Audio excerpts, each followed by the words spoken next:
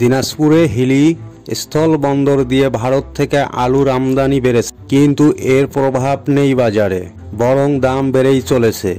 ঈদের আগে স্থানীয় খুচরা বাজারে যেখানে প্রতি কেজি আলু ৩৫ টাকা বিক্রি হতো, সেখানে এখন ৪৫ থেকে ৫০ টাকা বিক্রি হচ্ছে।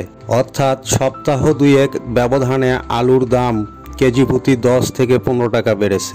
অন্যদিকে হিলি স্থল বন্দরে পানামা পোর্ট লিংক লিমিটেড সূত্রে জানা গেছে, পবিত্র ঈদুল ফিতরের বন্ধের আগের দিন ৮ এপ্রিল এই স্থল বন্দর দিয়ে ৪৭টি ট্রাকে করে ১,৯৯৮ টন আলুর আমদানি হয়।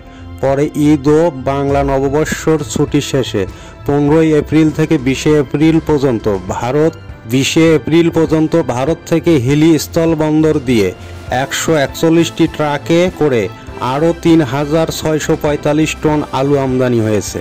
হিলি স্থল বন্দরের আলু আমদানিকারকেরা বলেন, ভারত থেকে ডায়মন্ড জাতের আলু আমদানি হচ্ছে। এসব আলু দেশের বিভিন্ন স্থানে চলে যায়।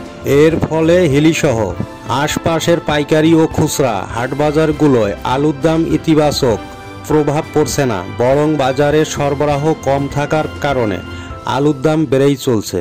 তারা জানান, ঈদের আগে ভারত থেকে আমদানি করা হল্যান্ড ও ডায়মন্ড জাতের আলু হিলি স্থল বন্দরে ৩২ টাকা কেজি পাইকারি দরে বিক্রি হচ্ছে। তখন স্থানীয় খুচরা বাজারে আলু ৩৫ থেকে ৩৬ টাকা দরে বিক্রি হয়।